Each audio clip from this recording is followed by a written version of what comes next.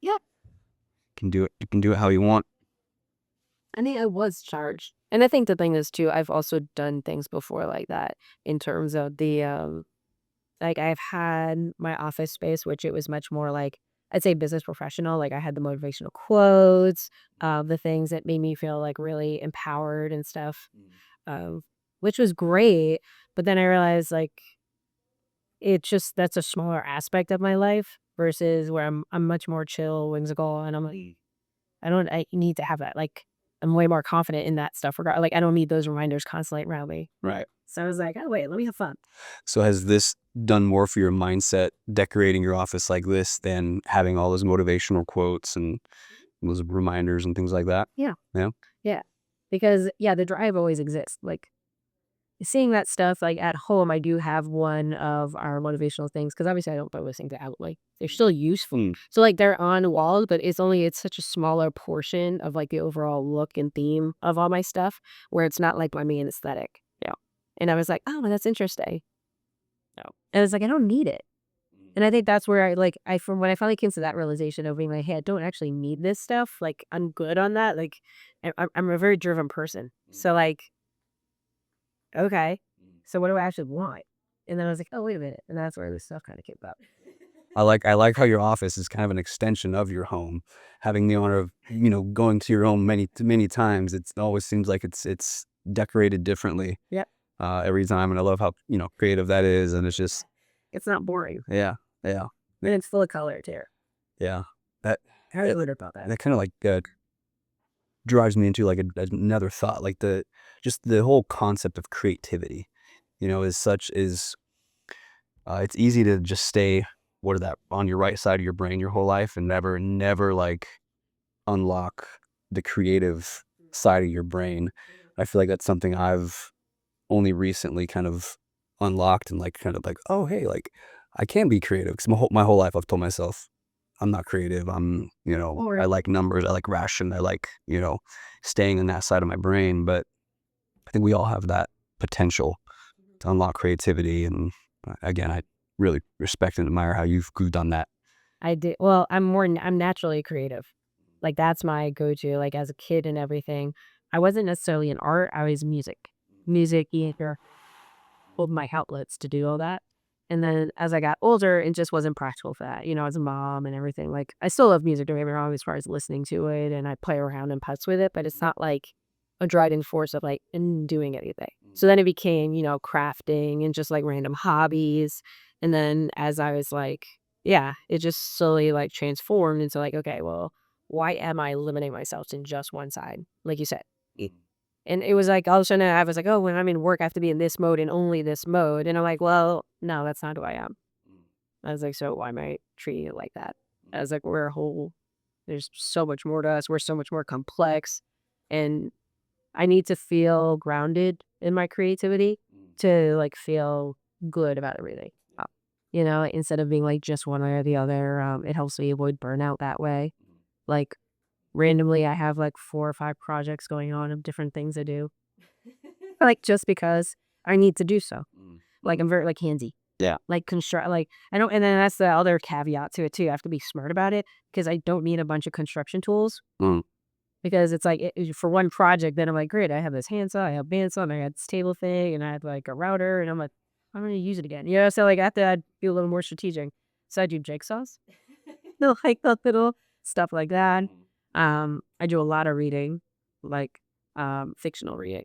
Okay. Not just the bits, because I was another part in it too, like, I was an avid reader growing up of, like, all kinds of fiction, fantasy, and things like that, and then I got out of it, and I did a lot of this development, which I love because 'cause I'm much more, attuned to the business side of things because of that. I didn't have a horrible education, so that's how I got it, but then I was going, again, too far to that way, where all the reading I was doing was only that stuff, and I was like, "Why am I not having fun anymore?" And I was like, "Alright, because 'cause I'm not reading for fun." Mm. So, yeah, like, technically, I'm reading 3 books right now. Wow. Yeah. And are you hardcore? They got to be physical books, or do you also read audiobooks? I do have audiobooks. I prefer physical, though. Yeah. Yeah. Like, I just Why is that? there's something about first off, I love the smell of books. Like, one of my favorite scents in the world, I found one candle one time at a bookstore, and I bought, like, 7 of them because it's just that old like, the paper, that smell, like, it just bring me so much joy. Like, once I bought, like, a piece of, like, "This is it." Uh, so, like, that physical thing. Uh, just for a sheer practicality side, though, like, obviously, audibles are really super convenient for, like, us dragging around all the time and things like that. And then, for size matter too, I do like the iPad instead of having to bring a physical book, like, when I'm traveling and everything. I like having the iPad for my books, so at least I can do it, but I'm not carrying, like, 3 different books that are, like, that fat. Yeah. Nice. Yeah. Like, I just got Dan Brown's new book, and I'm excited to dive into that. But I'm not ready yet because I just started Bible study. That's a little more intensive than I thought it'd be, so I'm like, "Okay, let's pause." What are the 3 books that you're reading? Well, the Bible study, which is all about, the Trinity. That's James real quick, so, that'd be first one. Hey, Subjects. I need you. Are you doing a pod? Are you? we're about to. We haven't started yet. No, it's starting. Oh, okay. Well, this part. Recording. Dave, it's already you're here. Go for it. Go for it. I'm gonna make sure they're Yeah, we're just it's to know. I need you to I call put mine on airplane mode already. as soon as you're done. Yeah. I need you to call Brent. Okay. Like And go through the situation with priority 1. Okay.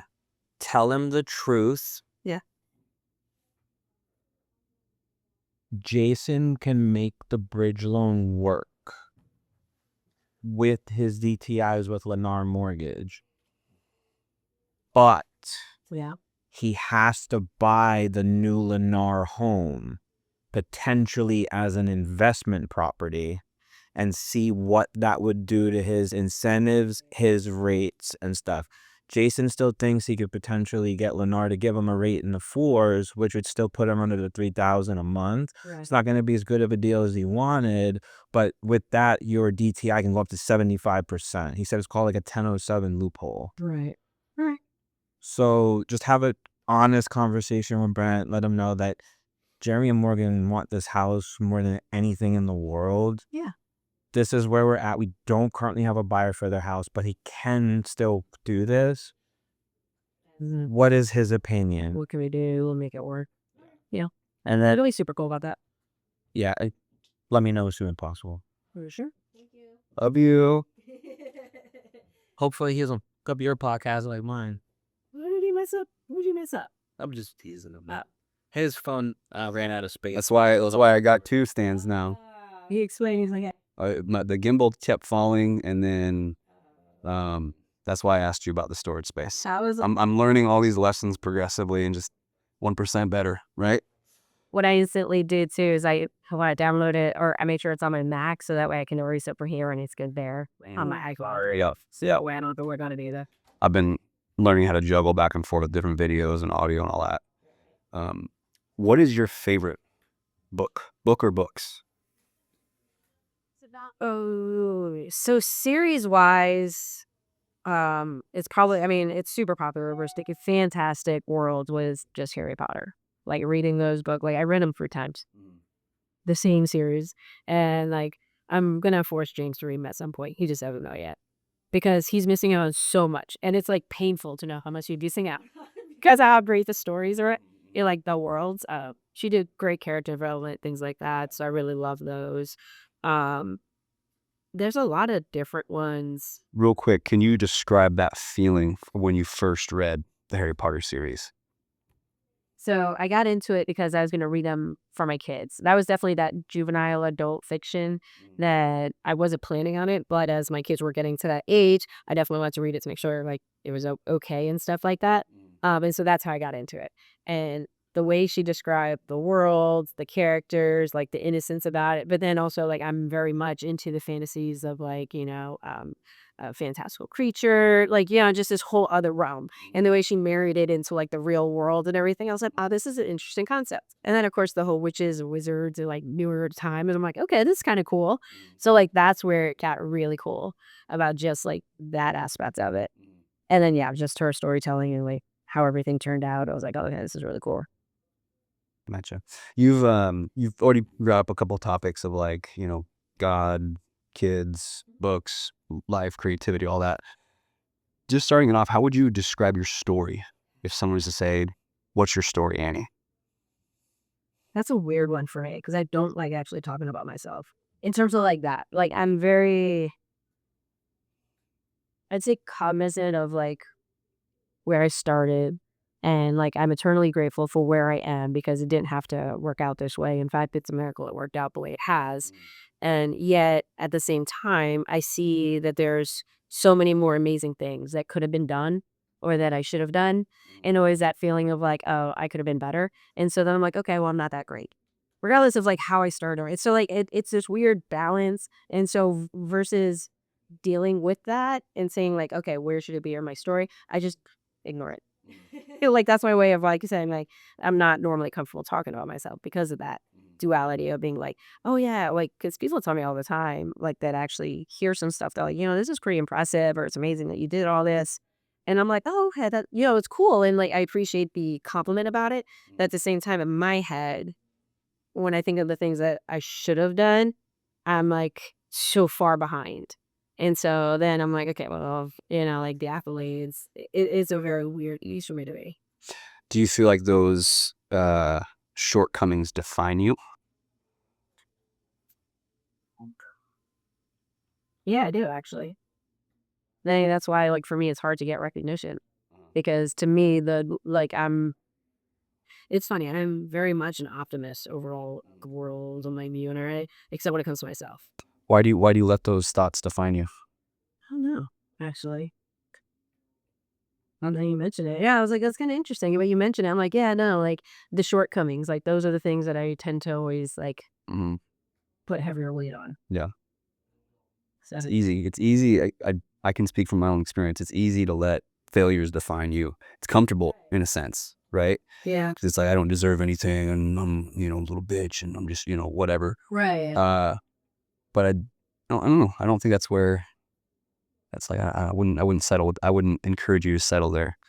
Interesting. And, you actually bring up a point. I remember long ago, like early 20s, and not even this career, it was like a different job I had and everything. And we were doing this exercise, like it was a team building thing. But they were talking about, they're like, okay, it was particular for participation and everything. And they're like, okay, if you've ever had to deal with like food stamps growing up, raise your hand and like a huge chunk, or like, hey, your family suffered, when you were growing up. Bunch of people raising hands there. They're like, okay, now the other side. What if now that you look back, like your family was pretty well off, or you're like you would consider yourself wealthy growing up. It was like nobody wanted to raise their hand. And there's a couple in the room that like one like was kind of apprehensive about it. And it's because of like it's easy when like people are feeling about the negatives or like just how bad things are in the world. People will commune together about those things because then it's relatable. I'm like, oh yeah, you're suffering, me too, feeling good. And then the whole point of the exercise, though, that the what is it called? The instructor kind of thing. She brought up going, like this person shouldn't feel guilty about raising their hand because they had a great upbringing, childhood, and that their family had money. But yet they did because from a society overall opinion, when you're looking at it going, oh yeah, I'm good. I do make money. I can support myself. Like it's almost like you were shunned on. And I think that always stuck with me. Yeah, yeah. I can relate. Growing up in a poverty Yeah. scarcity mindset. Um, I've also been like reading through the Bible, and it talks a lot about like how we share in Christ's sufferings. That we were afflicted. We're as Christians, as people that are pursuing Christ. Um, and I think again, like we kind of sit on those topics, those concepts, and we identify with those, which is good. Right. But the verse I keep being reminded of is Paul. I can't remember what letter it is, but he writes how we're to be abased and abound. We're to give thanks always. Right. And there's that other side of life in general, Christian life and otherwise, that it's okay to abound. It's okay to experience abundance. Right. Which is a topic we're going to get to later. It But is weird, that duality and stuff. yeah, I grew up Catholic, and it was definitely like, no, that was shunned upon. You did not talk about that. You talk about all the strife, the griefs, the issues and stuff, but like, no, you had to be suffering. yeah. It like And I mean, that's a very generalization, but again, as a kid, like that's the part that you feel like that you remember. Yeah, you're just like, oh my god. So and those are your forming years where you're like creating your identity. You're the the wavelengths that your brain is going to keep going over and over and over. Yeah. Yeah. Now you bring it up, and I'm like, you can't talk about myself in a good way. And I'm like, oh, start thinking about it. Well, there you go. There's a gift for you. Next question, Annie. You are the PhD Zillow seller team lead. How did you get into real estate? Let's start there. By accident. I was laid off from a job I had that I really enjoyed. I was there for a while, and this was during the foreclosure boom or bust, I should really say, during the 08-09 period. And I just traveled here, and then they're like, okay, we have to lay off 5,000 employees. And I was one of them. Nothing negative about the company, though, because they gave me a great severance package. It was a financial decision, like go bankrupt or just minimize expenses. Yeah. So, like, I understood that very well, but that also made me take that step back, that at no point in time do we really have security with any business, because like that was an extreme case at that time, because before that, like as far as I know in my lifetime, like nothing that serious has ever happened before and things, so it was like, oh wow, this is weird, this can happen. Like outside of that, then it was like, do I just want to go back into that kind of workforce knowing that anything could happen, and like the idea of job security just no longer existed to me. It was like all of a sudden reality just like, and I'm like, okay, what do I really want to do then? And I remember I needed control. Control. Why real estate? What got you? I mean, there's a lot of other things you could do that give you control and creating your own business, but why real estate? Well, one, the flexibility of it, because, I already had young kids that were like, so I was already the one like taking them to school, picking them up. Like I was very involved with just making sure they had stuff. So I needed something that I could work around them and that would be flexible enough where I could, either do it from home. Because, again, at that time, that wasn't really a thing necessarily. So I was like, okay, what can I do? And it was actually an infomercial that I watched.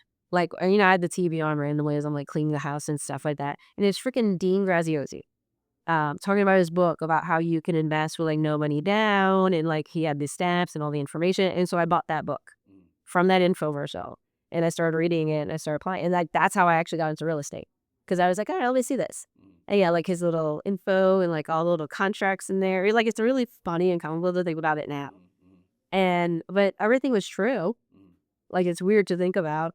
And then it's cool to see him now, like where he is, like in his career, what he's doing and stuff like that. I'm just like, wow. And I'm like, yeah, he's the one that actually like, I saw an infomercial and that's what became real estate. Yeah. Because I didn't even have my license at the time. Like I started with the book and then I wanted my license strictly so I can get access to the data. Interesting. How did you partner with PhD and Keegan? So we've been in the same circles for a while in terms of just in Tampa Bay and like knowing of each other, but we really didn't like know each other. So I was like, I think he came to my office once back in like 2020 or something like that. So like again, saw him, hi, bye, like that kind of thing. And then in 21 or 22 is when we actually started like hanging out, like, hey, what are you doing? What works? Stuff like that. And it was fine. It was very casual and everything. And then in 23, when we had met, same kind of thing, just like kind of brainstorming what's working and stuff in Tampa. That's when it was like he had hit that breaking moment of being like, I don't have enough people on my team. He's like, I'm struggling because I have this, I have these options and all this availability and no one here. James and I were at the other side of it where, we didn't want to grow a big team. And in that same year, we went from like 3 people to 15 people. And we're like, we have more people than we know what to do with. Like it really was. And we're like, we were at that breaking point of like having to all of a sudden put in like a bunch of different back end system support, like because to support what had like kind of just blossomed out of nowhere. And so that's when we were like, hey, why don't we make this work? And it was like, all right, well, you do this, because he had the back end, he had the support and the accounts, obviously the Zillow and stuff like that. And so we're like, let's just make this happen. And so like that's where it really came down to it. Yeah. And PhD got to start in 2017. So it's, coming up, it's about 9 years old. Yeah. It's interesting the level of growth that we've seen since you and I joined the team, right? What do you think is the factor? What's the secret to the success of how Paramount Home Group has exploded in last year, 2 years? Right. Yeah. Last 2 years, like a lot too. The culture and the people. It's just that thing we've always talked about heavily because your culture can make you or it can break you. And we've always been a don't come here if you're not ready to work. Don't just, like we are here to have, people who want successful careers, but also want like full-time fulfilling careers. However that looks like for you, like will help, but like you have to have that expectation. And so, like, when people came over here, it was definitely, like, obviously with our team, we were all full blown into that mode because we were already pounding it into your heads. Like, this isn't something you half ass. Like, you learn it and then you learn it on the job, but then, like, you really have to be in, day out to really explode. If not, you're just going to be, like, petering, like, nothing will happen, right? And I think that just that idea of, like, you come here to work and like you're coming to learn, but also to work. So it's not just like an institutional class. And like if you never or do anything else, if you never talk to a customer, like you're fine. The expectation always here is like, oh, you're going to talk to people. You're going to talk to people. And the sooner you do, the more comfortable you are, the better you can get. And we're at a point now where you're even talking to AI. Yep. Like this morning in our meeting. Yep. It makes you better. It does. It does. Yeah, those reps. What do you think will be the future of Paramount Home Group, where our trajectory and specifically your partnership? Where do you see that going? Well, overall, like technologies play a big factor in our industry as a whole. We're at this like precipice where consumers are starting to adopt it. We also have a larger generation of people that are coming in that, the qualified way to go people like home buyers, like that whole generation that they're more used to app being involved with technology versus the old school methods of like, phone calls and like that face-to-face interaction. They're used to being things with like apps and, AI talking and not actually using your phone to like talk on the phone. Their phone is not an actual phone. Right. So I think like a big part of that is like the quicker we are to adapt, but also understand like why we're adapting. Like it's not just a shiny toy because it's cool, but like how is it going to help you impact and make sure that you're connecting with clients the right way? Because technology is like our support system. It's not going to replace us in that way. So like that's where a big part of it is. I've talked to a lot of people about that in terms of like, hey, obviously we think of Ubers versus taxi cabs or travel agents versus like websites I can easily go to and say, hey, book this for me, right? Because of the involvement and how serious it is of the transaction we're involved in. For most people, this is their largest ever. Mm. They still need that advisor.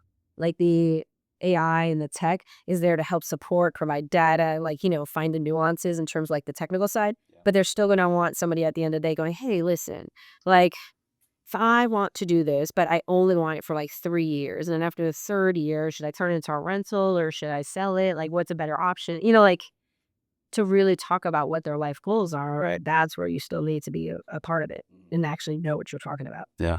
I think one thought I'm having now as you're saying this is the thing that really separates us from AI or the software support system that whatever we're using for this decision that we're making is the relationship. Oh, yeah. Like we are in essence like relationship experts. Yeah, we really are. But not therapists. Not therapists. So we do give a lot of therapy, but we're just not licensed. Right. Not for that part. Yeah. So how many years has it been that you've been working in real estate now? I stopped counting after 14, but technically since 2011, so I'm at 15 years. Wow. What's been one of the most impactful transactions of your career so far, besides your own, and why? Well, I mean, actually, my first transactions weren't even like my own personal ones. They were all investing ones. And so, yeah, like I actually was buying and selling homes while I was still renting my own place. Like it was funny. It's like I didn't buy my house for a while afterwards. Mm. But it taught me a lot. Like one of them, it was a house in Carrollwood I bought. And the reason why it was so impactful is because I went into it with the expectation of rehabbing and everything, but I liked the house. So then when it came to decision making of like what should be in the house for the finishes, the upgrades, things like that, all of a sudden I went overboard because it was my personal taste. And be like, oh, it'd be great. like the master bedroom, it was a 2-story house. The master bedroom faced out to the pool area, which had a great yard and everything, and it had a window. I'm like, hey, we should blow it out, make it a door, and have this big ass deck so people could sit out there and everything. But that alone blew my budget by 20 grand. But like, and at the end of the day, was it nice? Yes. Was it needed? Especially if I was looking at ROI? Hell no. Mm. And like, I ended up losing money on that one because of that. And it's like a lot of those nuanced things of like, hey, what are you really doing? And like not losing focus on that target. And that's what I tend to do now because again, I was doing that before I was really helping customers with it. So it gave me a really good vision of an experience really from that bank of being like, when I'm talking to sellers or I'm talking to buyers, we're like, okay, what's your real goal? Because a lot of times they'll be so into like that particular decision or that inspection or whatever's happening right there in the moment, they forget the big picture. Right. And I'm like, no, remember, like this is going on. Okay. Like, well, let's figure it out. But it's like, I'm going through the lens of always going, what was your bigger vision with this purchase versus what's happening right now? And I really like that. So, because that's been huge. Yeah. On that note, what's been one of the craziest transactions you've ever undergone? A transaction that didn't happen because it was a commercial deal. It was actually for a mobile home park in Tampa. Yeah, went to meet the seller, gave numbers. The place is run down and everything. We walked through it. He said he wants to sell it. We got all the paperwork signed and everything, marketed it. And within a week, we had a full price cash offer, which is phenomenal. And it was good money too, because it was over $1 million for it. We go to present the offer to the seller, and the seller's like, okay, I'll get back to you. And then ghost us. Then, another call, like, will not answer the phone. I'm like, what the hell? Like, something's wrong. Like, clearly, we knew where the guy works and everything. So, the person I was partnered with on this deal, he went with the paperwork to, the seller's like office and was like, what the hell? Like, we said we had this offer, like, we're going, everything going through and everything like that. And he's like, well, um, long story short, he kept delaying and saying, oh, I need my attorneys to look at it. So, we sent it to the attorneys. The attorneys, like, don't respond back to us because obviously we're not their clients. The client is. So we go chasing the client. They're like, what the hell? Like, everything's to your lawyers. Like, it's on the up and up. Like, where are we? And everything. He actually didn't want to sell the house or his property. So like the fact that we got an offer and everything, he was kind of surprised about it. And then he was like, so he was trying to nitpick it and excuses not to accept it. And like, oh, I don't know. Mind you, it was a cash offer. Like, it couldn't have been. No. The only thing they asked for was like a due diligence period to obviously get the rent rolls, like to finalize and officially make sure everything was on the up and up. And like he was fighting us on that. And we're like, what the hell's going on? But yeah, he was like, oh no. He was basically just trying to get it like from an appraisal standpoint. So that way, like, he could go and either refinance it or like for sale by order himself, even though he signed paperwork with That us. seems like such a complicated, right? Just to get like an appraisal. He could have just said that from the beginning. And we were like, okay. And so then we actually went after him because, again, we had a signed listing agreement. So, failure to form on your side. We did our end. We did our due. Like, we literally provided everything. Here's an offer you rejected. And then, like, we had to go to court about the whole thing. Like, it was such a mess. Wow. Yeah, so that happened. What was your lesson you took away from that? That one was a really hard one because, looking back at it, yeah, we were always like, okay, what did we miss? Or was there any checkpoint or was there any other area we could have like avoided or like, I guess, fact find more about like his serious intent. And that's where it got really weird and hazy because at the end of the day, like you sign paperwork, he gave us initial rent rolls. They weren't the cleanest, they weren't the nicest. And, a lot of people are really disorganized with that stuff. So it's like, okay, could we have spent a little more time at the beginning doing a little bit more of that due diligence, like research? Maybe that would have shown something. But at the same time, it's like when someone signs paperwork saying, yes, I want to do this, like, why would you not believe them? Mm. And that's where I struggled with that part too. Well, Like, that's the part where I'm like, how would you know? yeah. Having been in this industry for so long, what would be your advice to a brand new agent? Like, you have to learn by doing in this one. A lot of people get very scared about that because, as I mentioned already, this is big decisions. This is a lot of information, and, a lot of things can go wrong, and you can like that mess up somebody's life, which then freaks you out of like making any wrong mistakes. At the same time, you do need to actually be doing the work to get those reps in and to actually understand what you're doing the right way. So the only way, well, I should say only, but like one of the better ways to like handle that juggling balance and everything is really mentor, partner with somebody who's doing it like however you can to like actually be doing the business, but also having somebody watching your back to make sure you don't screw it up. Like I think by far that's the biggest thing. If that means getting on a team, like that is so much more important than what you're getting for splits, especially when you're brand new. Right. Right. Because you need to know what you're doing before you're worried about like how much you're making on it. Mm. Just thinking, like think about doctors, same thing. Yep. A doctor could be over there arguing all day long about, they have internships for a reason before they're let loose on their own. And they have to watch that the study, they're like literally being supervised by somebody else. Yep. There's a reason for that. So like that's what we're doing here with this whole like either you're part of a team or you hook up and have a partnership with somebody and like to really figure it out. So. Yeah. It's that classic saying of you can go fast alone. Yeah. You can go far together. Yeah. For sure. Yeah. Yeah. Back in 2023, you were elected or nominated or selected, however you want to phrase it, for being one of the top real estate agents by Tampa Bay Real Producers, and was put on their cover of their magazine. Describe to me what that achievement felt like. That was weird. Yeah. Yeah. Like that was actually the second time I was nominated. The first time I thought it was a scam. Listen, we get a lot of notices and alerts of being like, okay, want to nominate, and then like, but you have to pay us. And I'm like, scam. Up like all the time because there's a lot of reasons to get awards. And I'm not saying that awards are bad or anything, but again, we just have to be careful, like doing our due diligence. And I definitely got jaded about that whole thing of being like, oh no, no, no. And then, like the second time it came up, and like I forgot who it was. Oh, there's someone else. My actual broker got nominated too, the same time I did. And he took advantage of it. And so they came to the office and I'm like, oh, you guys aren't a scam? Like, that's really how I figured that out. Is because of the team and everything. And I'm like, okay, well, I'll see you later if it happens again or whatever. So it did. And that same wholly uncomfortable with the acknowledgement or like the achievements and everything like that.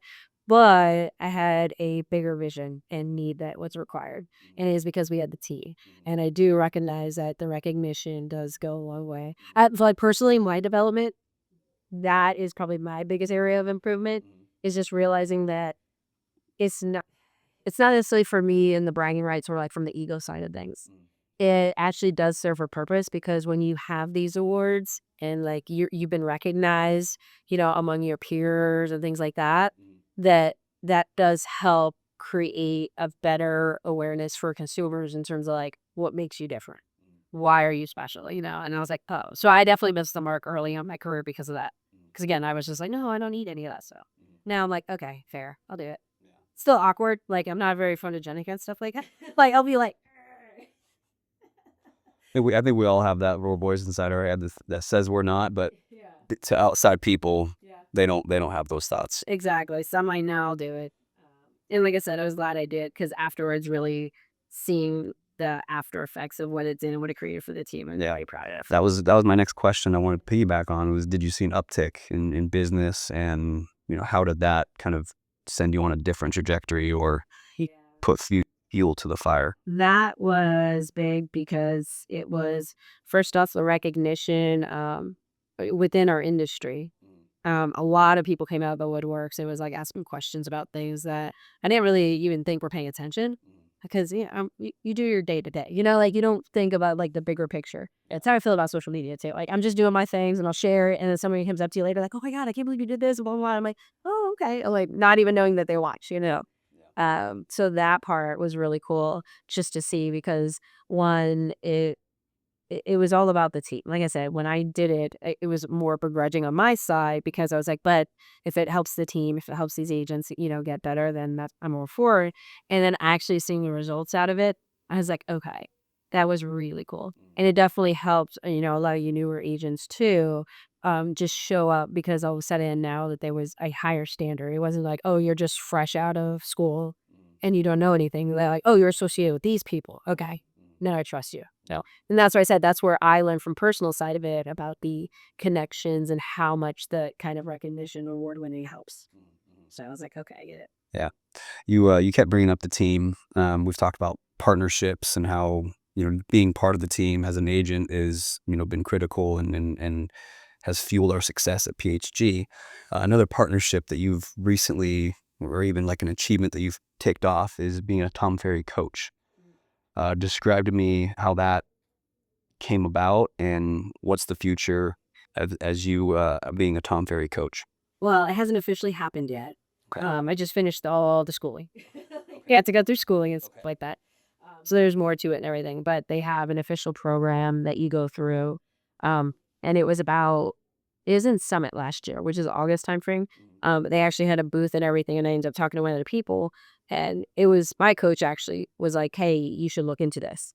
And I'm like, "Why?" And they're like, "Well, because you already do it. Like when you're doing it on a larger scale, and you can help and impact some more people." And I'm like, "Oh, okay." So then I actually talked to, her name's Lisa. She's like one of the head coaches over there, and like, what does this look like? What's the point? Like, how you do it? And they wanted to create I shouldn't say standard, but like a uniform approach. Because right now, and this is very true, like it doesn't matter if you're in a coaching program, you're not, but then you're on the team and everything, what you get trained on or how you get trained is literally the Wild West. Everybody could do it differently. And some of that is market specific, which I get, like contracts. That's very much a market specific thing. That should be kind of different. But other things in terms of like what your customer service looks like. How do you deliver great customer service? How do you handle negotiations? Like, how do you handle and what's your level of service like with, your peers on the other side of a transaction? Like, those should be a lot more uniform. And it wasn't. And so they're like, that's our approach is like, we want to create a uniform process to how we handle, struggles, situations, but also how we're making sure that we're moving our clients forward. So that's what all of that training was about and everything, which was really cool. And I learned a lot about it as well.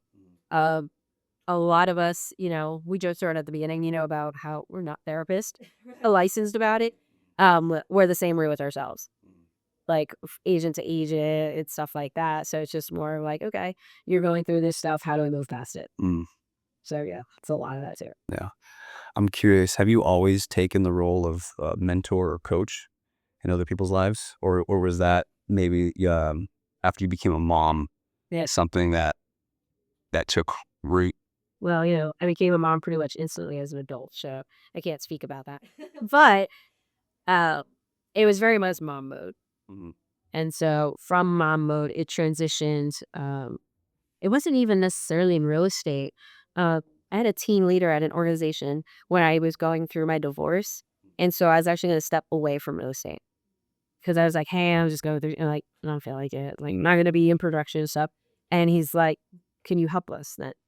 Because at that point, I already had a few years of experience. I was like crushing it, I was doing my own thing. And so he's like, well, if you don't want to practice, that's cool. But like, can you hang around the office and teach some classes? And I was like, "All right, sure, fine." And it's like, at least I didn't have to stay home because then I'd be bored and stuff. And that's kind of where that launched with the whole actually calling and talking to other agents and like doing that part. And it was like, oh, okay. They actually had a thing. Yeah, because I was over at Keller Williams that I did that. And that was kind of where you found your knack for connecting and mentoring, coaching, all that. Now, I mean, it was definitely rough, don't get me wrong. Because at the beginning, people were like, hey, how do I do this? I'm like, I don't know, talk to him, call it. It was very much like a matter of fact. It's like, okay, I can't deliver information that way. That doesn't really work for everybody. And then that's when I realized how much the commonalities are between how we deliver and present information to our customers who, again, they have no idea about real estate or anything like that, but how we have to make sure we're presenting in a way that they can understand and how common that is and what we do the same thing with agents and how we have to make sure we're presenting the information in a way that our agents can actually digest, process it so that they can move forward with it too. I was like, oh, I see patterns. I saw the patterns. That was it. mm, nice. Switching gears a little bit, we've talked about time was spent in your home and watching sports and all that kind of big stuff. You're a big sports fan. Is that something that I know James is a big sports fan too. That's something you two are connected on and equally yoked in regards to. Is sports something you got into on your own, or is that because James is such a big fan? I'd say football is totally James. Yeah. Like, I had a team, and that's one of the commonalities we actually agree on. Because like, I had a team, and then when we met, we just happened to have the same team, and I was like, "Oh, okay, I watched them and everything," but my level of what watch meant versus his were very, very different. So, like, when it came to, like, football, that was, like, a whole round, and I'm like, "This is for real," like and he thought everyone was like that. I'm like, "No, like, I didn't grow up like that." Like, we would watch a game. Mm. And it was always, like, whatever your team was, which I grew up in New York, so for my dad, it was the Giants, which I make fun of him now for, but, like, it's like, "Okay, hey, the Giants are playing, let's watch it." Like, and that'd be it, and then you turn it off, and you go about to the rest of your life, whatever. Not what James does. Not at all what James does, and he's like, "Oh, yeah, this is always what I'm done," and I'm like, "Oh, crap." But I'm the hockey fan, Okay. and then I got James to be the hockey fan, so that's how we, like, merge those 2. And I know you're a big Lightning fan. Yes. Was Lightning your team before you came to Tampa Bay? Yeah. Or how? Okay. All right. Yeah, so it's like it's, Tampa, Avalanche, and then the Rangers is number 3. Okay. Those are my Gotcha. picks. Gotcha. You're also a big Disney fan. Disney fantasy. We've mentioned that a little bit. A little bit. How many times have you been to Disney World? A lot. Like, I could not count. Like, you figure right now, on average, we go like, in an average year, we go, like, 10 times at least. In a year, you go 10 times. Yeah, at least. So, year after year after year, not like, it's a lot. But I like it. And It's a de-stressor for me. yeah, So and we get a lot of that in this industry. right, that's my way. Like, you wanna talk about escapism at its max? Go to Disney. Yeah. What's your favorite Disney movie? Ah, okay, I was here. So, like, favorite princess would be Tangled, just because the overall storyline, like, she's cool and quirky, but man, Mother Gothel, like, she's manipulative. I like that. I respect. Really. Loved Wally because it was just adorable. And then, like, I remember that was Ashley's first, like, movie, like, set we bought just for them. Like, that was back in the day when you actually used to buy DVDs for kids and, like, "Hey, this is your movie," and everything, and, like, so we watched it and stuff, but, like, the story was super cute and, like, loved all that stuff. Uh, so, yeah, like, those are probably my 2 favorite just because the connections and stuff like that. Wally, now that we watch it, it's, like, weird to kinda see, like, how our world's becoming and what's happening, and so it was, like, trash and waste. I'm like, "Hey, wait a minute." So, like, I was like, "This is weird. This is weird." Yeah. Are you a big fan of the Marvel movies that have come out? Yeah, I don't mind them at all. Do you have a favorite Marvel character? Ooh. Well, it depends. If you count X-Men into Marvel, then yes, I did. They're Marvel. Yeah, they're Marvel. Like, so I was a comic book girl. So I actually read comic books as little and everything, and my comics were X-Men. So, like, it was Jean Grey, but as a Phoenix. Like, they were my favorite. That's actually where my Instagram handle came from. And, like, that's why it's not my name or anything. It was because Phoenix. Like, she was the Phoenix. And I was like, oh, yeah. But everyone looks at it and they're like, hey, you have anything to yours? And I'm like, nope. At some point, like, I probably should change it, but no. It's just like my stuff. Mm. Mm. Another subject I really like to talk to people about is travel. Travel is a big, huge passion of mine. I love being all over the world. You mentioned that you've lived in New York. Yeah. You were born and raised for most of your life in New York, or at least yeah, in the Northeast. What part of New York? Long Island. Long Island. And then you moved from Long Island to Colorado. Yep. Is that it? And then Colorado to Florida. Yep. Okay. Where else have you been, and where's your favorite place? Living wise, that was it. I've been to a lot of different places. Favorite.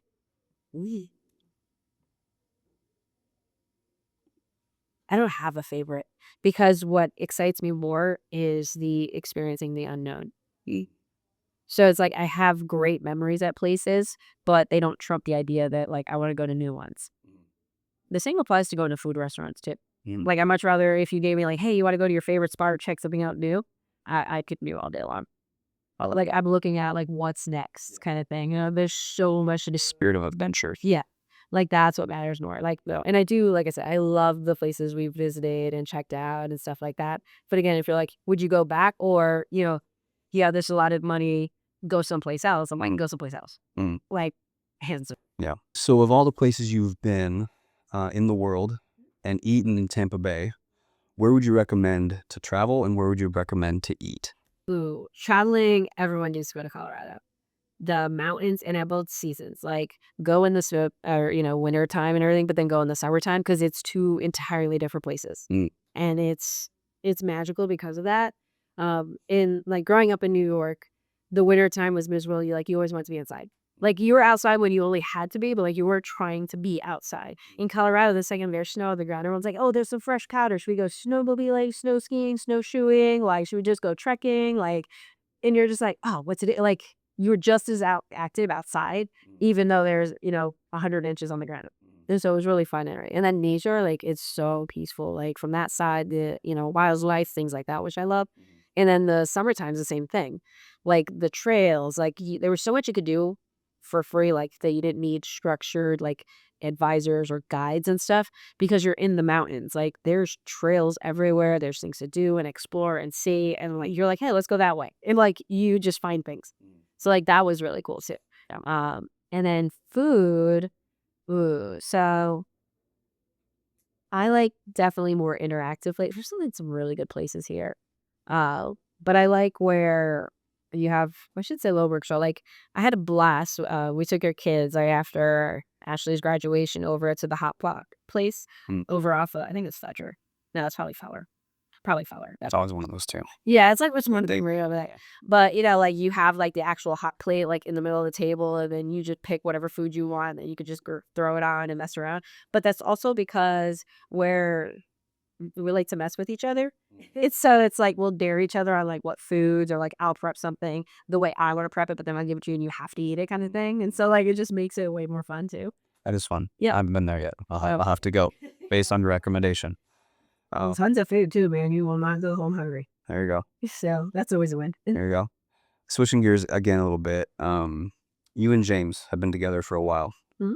I would define and describe your relationship as successful, so far, because you guys are still together after, so long. Yeah.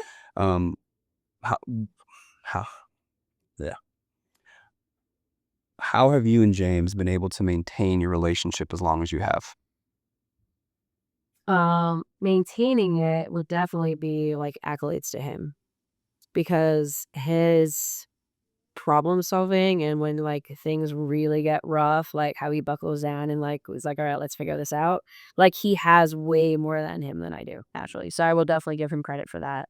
Um, the bigger overall like arching aspect of it though that really makes it work is just the communication. Mm. Because like I just said, it's like, hey, like we've had conversations in the past where I'm like, I am frustrated, or like I don't know what to do, or like how to get past this, like I'm stuck. And then he'd be like, all right, well, like, like the fact that we can have that kind of communication with each other, Mm. that's so, like, I never had that before. And it made such a big difference where one, I feel like I could trust him, but like we know we're in it enough together where we can have those conversations and one, not take it personally or get too emotional. It's like, okay, well, like, how do we fix this? And that's where, like, I didn't have that before. It's like a whole different ball game. It's literally about anything and everything too. Like he is my genuine best friend first and foremost before everything else. So like having that time checking in when we notice we're not like in sync with each other and stuff, like we'll just be like, yo, what's going on? And know that it's okay to say that. Like that's really cool. Yeah. Yeah. That's cool. Yeah. I like how you describe that. As a mother of now 3 adults, Yep. you probably talk to your kids a lot about relationships and dating and romance and all that good stuff. What do you think is the problem with the dating scene today? Um, I just started actually having these conversations, opening up to my kids about it too. Mm. I'm way more reserved about these things. And my upbringing, like I didn't grow up where you talked about this stuff. And again, me and my relationship with James, and then I do want a really close relationship with my kids. So it's like, hey, anything you guys want to talk about, like we'll talk about. So I'm grateful about that opportunity. So they have opened up, which is really cool. And I've actually opened up more to them about it. Be like, so that I'm like, hey, I don't want to be weird, but like we need to talk about these things. So like it feels better. Um I think it's the expectations. Like they'll tell me some of the stuff that they're going through, or like the experiences they're having, where like someone will want to ask them out, but like they won't actually point blank just come out and ask. There's all like these way weird roundabouts, so they have to go through this whole elaborate like process to finally get to a point of being like, "So you want to go out?" You're just like, "Why didn't you just say that from the beginning?" And like it's really funny because Ashley told me she was at work and there was a guy who he was picking up some food or whatever. He was 31, so he's a little older than her by a lot. And but the fact that he would instantly was like, "Hey, you know, I'd like to get to know you more. I think you're attractive or anything. Would you like to go out to dinner or like lunch?" Like that, he was that direct. And she was like, "It's kind of refreshing that he just said it straight." And I was like, "Yeah, it kind of is." And she's like, "I said no, but it's like, well." I was like, "Why?" And she's like, "Well, you know, I found out how old he was." I'm like, "Okay, that's fair." But like, I was like, "You should like try to do that more often. It'll save a lot of time Yeah. versus like this whole other thing." Because yeah, they've told me other stories of like people talking to them for months and then afterwards finding out, "Oh, by the way, this person had a crush on me, but I don't like him like that." And now they're all pissed because they finally told me, and I told them that I don't like him like that. Like this whole thing. Yeah. I think it's part of this passive aggressive culture Yes, that we have. really. Yeah. And the more direct you can be, the better it is for everybody. Yeah. In relationships, humanity, the world, everything. We just need to stop being such. Like, just rip the Band-Aid off, saying it's like, it's gonna be an uncomfortable conversation anyway, so why delay it or, like, where it's just like, "Hey, listen, this isn't a thing." Yeah. Yeah. Um, I'm curious. I know you and James have been together since what, 2017, 60. 16? Yeah, maybe 10 years. Dating apps came out. I can't remember what year, but have you ever been on one before? There were a couple out at the time, I wasn't really on them. Like, you wanna talk about, like, aging and stuff, you think of, like, Plenty of Fish, I remember at that time, it was, like, one, it wasn't what was that other was it Match? Match was a thing, like, it was more, but again, I didn't really get on those. No. At the same time, though, I wasn't looking for a relationship, and when I got out of my last one, it was, like, with the expectation that, like well, actually, yeah, it was with the expectation I wasn't gonna be with somebody else, my career. Like, I was just gonna be solo, and when to get out of my relationship was with that expectation. So, like, I wasn't even trying apps, I wasn't trying any of that stuff. Gotcha. What do you think has been more detrimental towards relationships in general, whether romantic or familial or friends? Um, Smartphones, dating apps, or politics? Politics always existed, though, so I can't say anything necessarily about that, and I don't think it's a negative for someone to toss their mind or have an opinion about it. Now, how people construe that, that's a whole different thing. But again, politics have always existed, way longer than I've been around, and people were always able to talk about them civilly. So it's like, I don't think necessarily that's the product. I wish we could get back to that. Right? Like, you can actually have disagreements or talk, and like people wouldn't get like completely heated or all of a sudden offended and like unfriend you or say you're not part of my family. Or, like, I don't know how the hell that became normal. Well, that's weird. Like, there's that idea. I think it's not necessarily the politics, it's the idea that like people have to agree with you or they're against you. Yeah. That's where the difference came about. Because before it was okay to have disagreements and be like, all right, well, you're my brother, I still love you. Whatever. You're stupid, but and like that kind of thing. And that was okay and acceptable. Somewhere along the line that shifted. And now like I don't understand that part of it. Because now people are way more passive aggressive, where I think that's what led into the idea of like you not being able to be truthful about either your ideas, your insights, and stuff like that, and then more afraid to share. And I don't hear that part. So, smartphones, dating apps, uh, probably smartphones overall. Because I don't like dating apps in some form or fashion existed. And then before they were called dating apps, there was dating services. And like you remember there used to be newspapers and classified sections about like the NCU woman, blah blah blah. Like so things always existed like from that regard. Uh but I would say what happened with smartphones is the ability like it's such a fine line. We wanted the ability to connect with a larger scale of people so that way we didn't feel as isolated in terms of whatever beliefs we had. Like say, like I just think milk is like the greatest thing in life. Like my diet's all milk and that's it. I could post and share that information and find all the other people that have that same belief. And now I'm like, cool, there are other people like me. So again, you're not isolated or, feeling weird about things or like there are other people like me. The only problem that I see that's happening with smartphones is because now we have a lot of social media styles and stuff like that, but everything is all of a sudden because it's following your information and the things that you're either watching, reading, that you're observing or what you're clicking on, your activities. And now it's purposely feeding you only that information. So now it's becoming almost like you have blinders on and you're not seeing the full world for all of the different things. So, which then becomes where I feel like the detrimental aspect of it. Yeah. Kind of ties back to what we were just discussing about only surrounding yourself with people that are like-minded. Right. Like you definitely like we're humans, as animals in our species, like we are, groups. Mm. As they say, we're not loners at any means. So like we have that, natural, psychological, physiological connection that we want with others. And so like there's that part, but then now it's going too far to the point where like all of a sudden it's either distorting reality or it's not giving you the full picture of, all the other side things. And then heaven forbid you want to change your mind at a later date. Like how can you?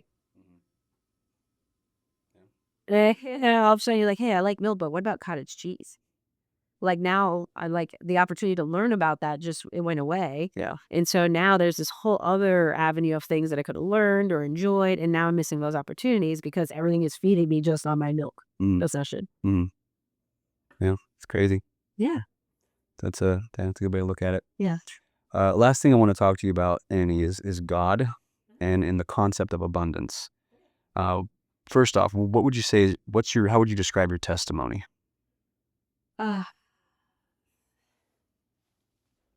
He is straight up miracle as an adult and like what he's done in my life because of how wrong it could have went.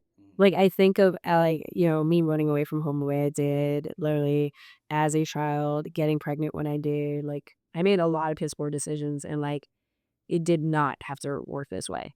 It did a lot of things. I think of any of my kids because all my kids are older than me from like when I was a parent. Mm. So my youngest is 21 now. So I had 2 kids at that time. 2. So I think of it for especially now, like imagining my youngest not with just 1 kid, but 2 kids like across the country on a road, like and what that would look like or what that would do and stuff. And it freaks me out. I'm like, there's no way she'd survive. And not to her any detriment, but just thinking of like what that would imply and all that stuff. But like I did. And then I found God during that time too. And like we baptized again, I grew up Catholic, so I had the baby baptism, but like I got baptized all of a sudden when I was 22 because of all that stuff and how all of a sudden I created that relationship. But I didn't create it, but like that's when I formed my relationship with God. And it's because of my children, all these other things. So I'm just like, wow. Like I'm so blessed by that. Mm. It, What role has your relationship with God played in your personal and professional life? the integrity I have for what I do is because of that.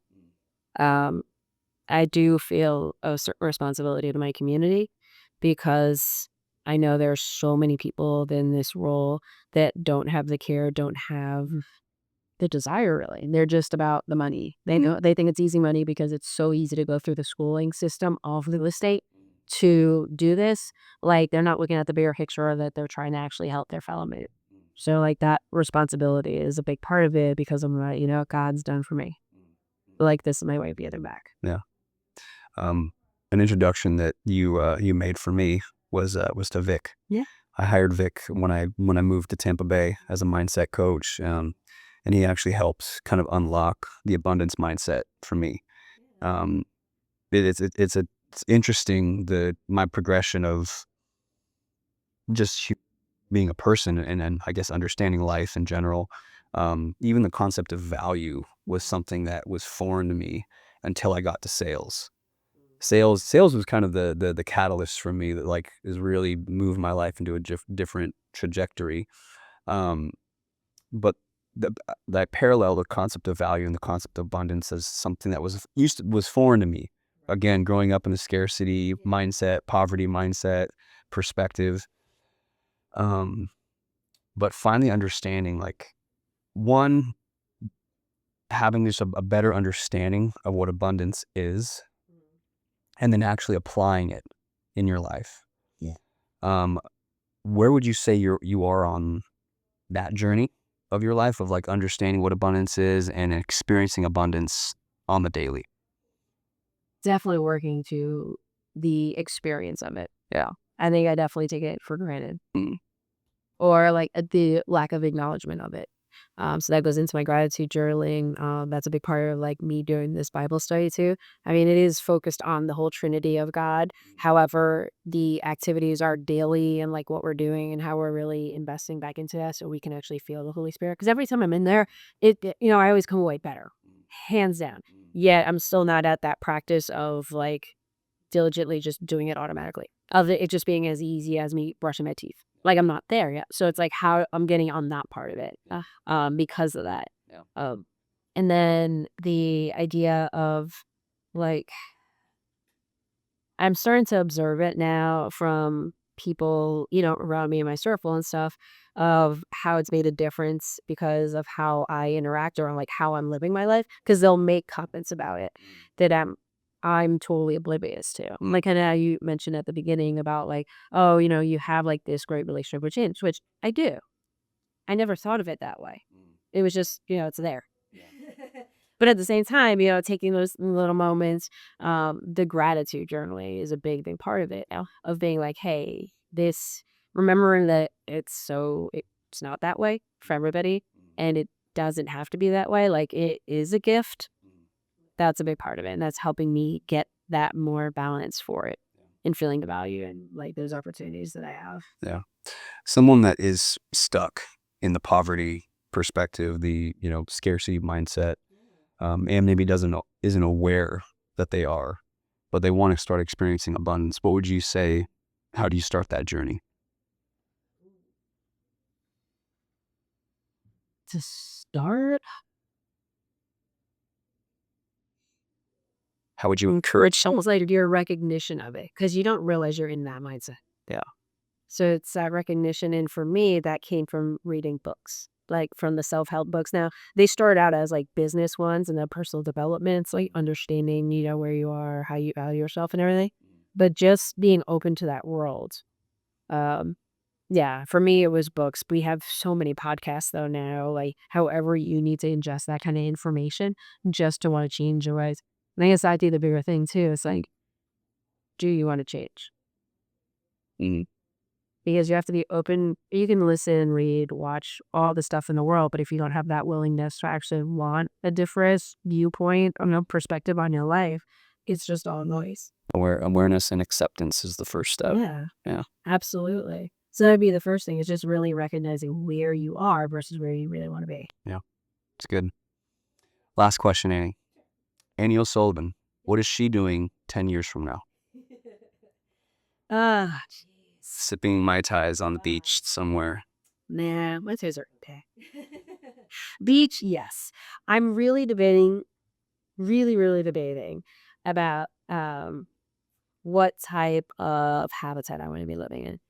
The idea of like being on an island, beachfront, everything is very, very appealing. But also, this probably goes into this whole thing and like my whimsy side is imagine having a castle and, bringing it back to life. Mm.